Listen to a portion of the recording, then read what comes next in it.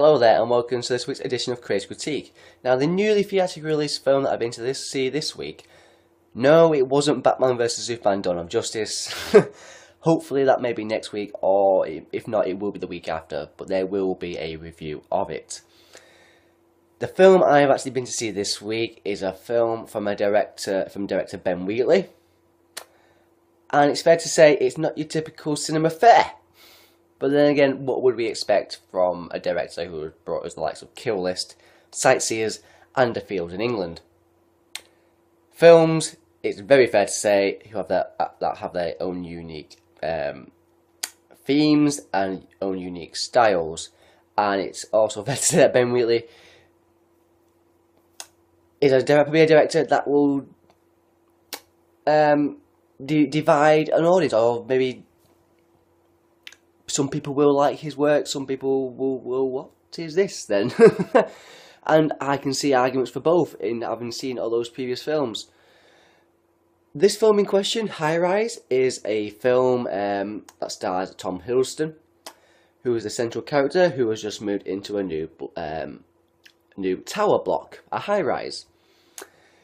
What is going on within this high rise is it would seem to be that there is a sort of a class system in place throughout this whole block. So obviously at the top, you've got the upper classes, the rich, the powerful, and then you have in the middle class, and obviously at the bottom is the working class and the lower classes.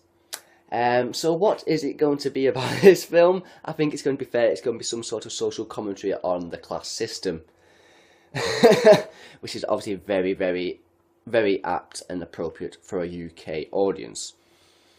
So the film has been adapted from a film, apparently from an author called J.G. Ballard, and that was written in the 70s. So this is a film you possibly could think that it may have, what's the word I'm looking for here, have its heart or have its ideas only in the 70s, but it's fair to say that these political themes and social commentaries are still relevant today in certain aspects, so it's still a relevant film. It focuses, like I say, upon Tom Hiddleston's main character, who is effectively somebody from the middle classes, who isn't quite obviously in the lower working classes, or quite seen to be appropriate for association with the upper and higher classes, upper classes. So he is that perfect sort of man to go into this film with, because he's seen the film from both sides of the class system. And it focuses effectively on about class warfare going on within this building. So the characters involved in the upper classes, you've got the likes of the guy who actually has designed this building, who lives in the very highest floor in this high rise, played by Jeremy Irons. His wife is played by Keely Hawes, and they have associations with the likes of James Purefoy, and Sienna Miller, who seems to be sort of middle classes as well, possibly. We're not quite sure what her sort of well, if you want to categorise her as it is in a class, because she's able to seem to fleet in and out of the working and upper classes because of her perceived attractiveness, and yeah, that is quite blunt, but that is what it is. In your lower classes, then you've got the likes of Luke Herons and Elizabeth Moss.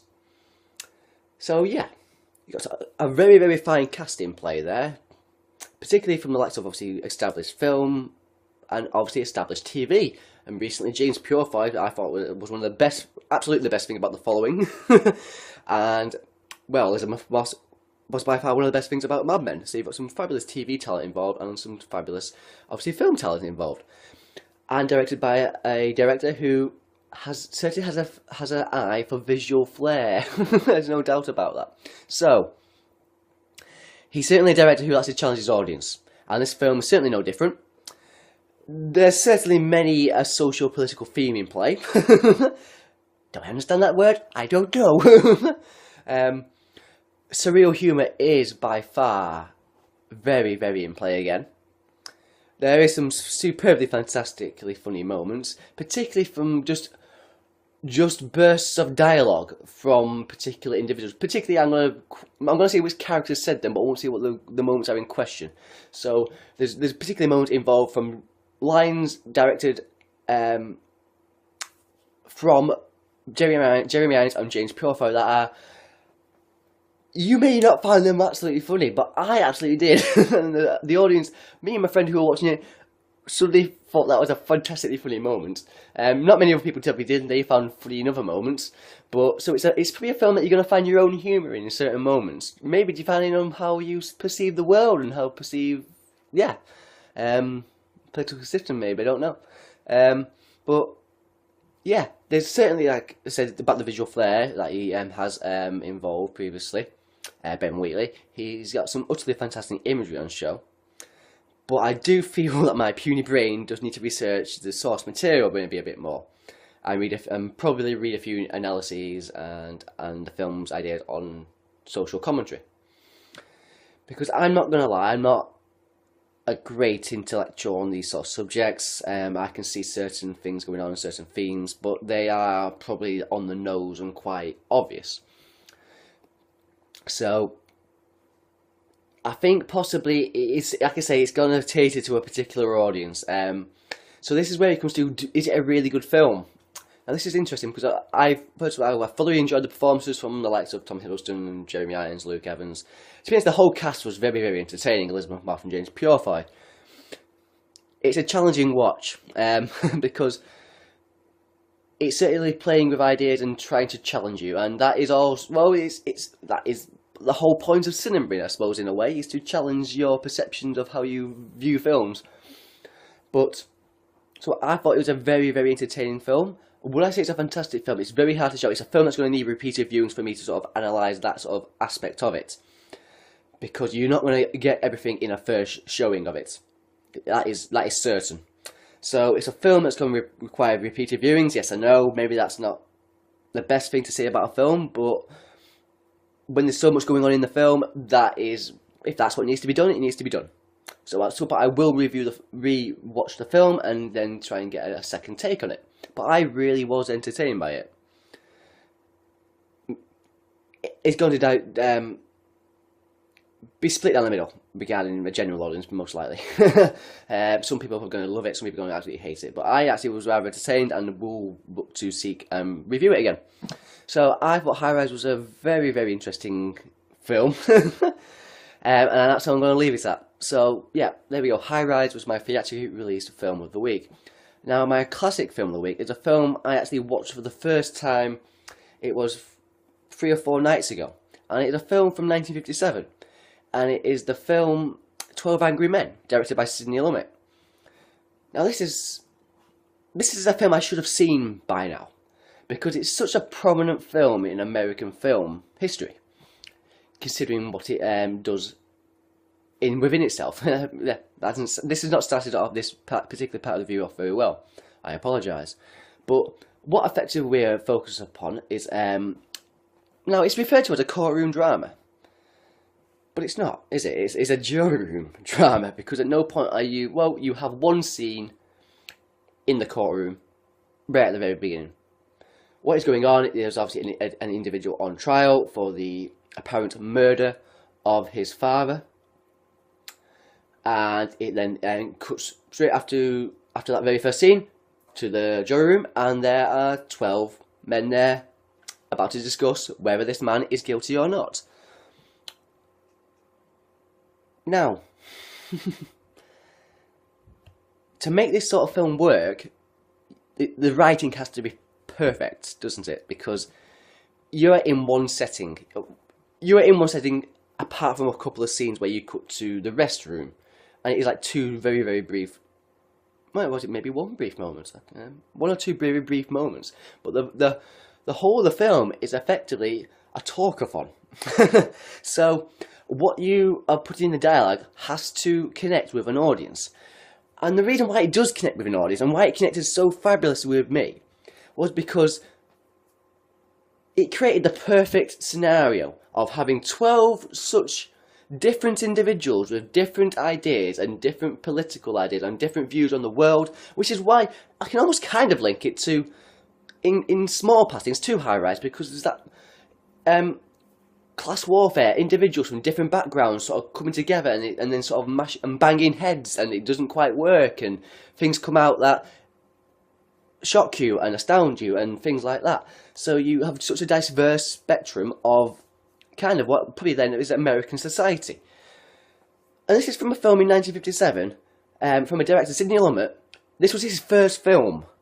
Now, Sidney Lumet is one of my favourite directors. He's directed some of my favourite films.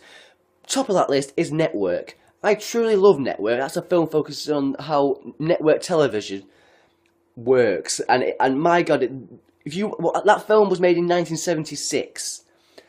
Watch that film now, and it is as relevant now as it was then regarding how TV and entertainment are one, and how news is distorted, and so on and so forth. Sorry, I'm going off completely onto another film here. Network at some point will be one of my classic films, that is for certain. But, so therefore, it's no surprise at all that, once again, well, this film is what started Sidney Lumet's career off. It was a film about challenging, again, it's challenging an audience, and the whole discussion of things are not as clear as they seem sometimes. Sometimes there's more going on. You must examine things that are going on. Yes, it is difficult to do that, and in maybe something you don't want to do, but it has to be done. And so therefore that is why the film works. The dialogue is fantastic. It is truly fantastic. There's discussions between the characters, because effectively at the beginning of the jury discussion, effectively they do just generally a round of votes, and it comes out 11-1. So there's one person who believes the individual is innocent, but 11 who believe he's guilty. So therefore, you do have to have either of it all guilty or not guilty. There has to be a consensus. So then the discussion begins of why this individual has queries and questions about whether or not this person is guilty or not. And then at the start, all 11 sort of going, why do you think? And then it starts discussion goes, right, okay, let's go through one after one and find out our own reasons why we thought this person is guilty. And then that person, individual, challenging them on certain flaws in those ideas and opinions. It's wonderful. It's truly wonderful. And the cast is... I'm going to list off the whole cast because the whole cast deserves to be mentioned. So I'm just going to go off jury order. So Martin Balsam, John Fielder, Lee J. Cobb, E.G. Marshall, Jack Klugman, Baltimore Oriole... Oh, sorry. Apologies. No. Jack Klugman, Jack Warden, Henry Fonda, Joseph Sweeney, Ed Begley. Sorry. And I've forgotten the last two. George Voskovich and Robert Webber. They are your 12 jurymen. The most prominent one is Henry Fonda, who is the person at the beginning of the film who believes the individual to be not guilty. The other main prominent jurors are Martin Balsam, who is sort of the jury foreman, and brings them all together and opinions and so on and so forth. But the individuals more interesting questions are the likes of Lee J. Cobb and E.G. Marshall. They're interesting performances and really, really entertaining performances. The cast is fabulous because, like I say, it gives you that diversity of characters in society and opinions and so on and so forth. It's a fantastic film. It's been a long time since I've watched a film, and I mean a film from how old is this film? It's from 59. It's 59 years old, this film, and it's created this sort of reaction from me, which shows you the quality and how timeless a film this is. It's as relevant a film as it will ever be. It's never going... I've completely ruined that sort of little spiel there. It will never not be relevant. And that is why it is my classic film of the week. I didn't even mention before, obviously, I mentioned briefly about Sidney Lumet's other films, because, like I say, he's one of my favourite directors, like I say, from Network, which I've mentioned, Dog Day Afternoon, and Serpico. Truly wonderful films. They are fabulous films, particularly on character portrayals. And this is one of the most interesting character portrayal. This is a film that is 96 minutes long, so it knows its confines of what it needs to do. Because it's effectively set in one setting, you cannot be absolutely... The script is so perfect in the time it is given. It's so neatly and tightly written. It couldn't have been any longer. It's the perfect length. It's a perfect script with some fully perfect performances and a fabulous direction from a director I truly do love. And it is an absolute classic of film history, in my opinion. It is a fantastic film, 12 Angry Men. It is a wonderful, wonderful film. So yeah, there we go. 12 Angry Men. And let me put it this way. There's hardly been any films like that film since it was made. And you know why? Because they probably couldn't make it as good as that. Let's face it. So there we go. 12 Angry Men is my classic film of the week. A fantastic film. It is a wonderful film, and I will soon be adding it to my DVD collection. High Ride was my theatrical release film. Also creating an interesting discussions among society. Right to say. So there we go. Those were my films this week. I do hope you've enjoyed what I've had to say. If you have, please do subscribe to me, and I do hope to see and speak to you again very soon, sometime. Thank you for watching, and goodbye.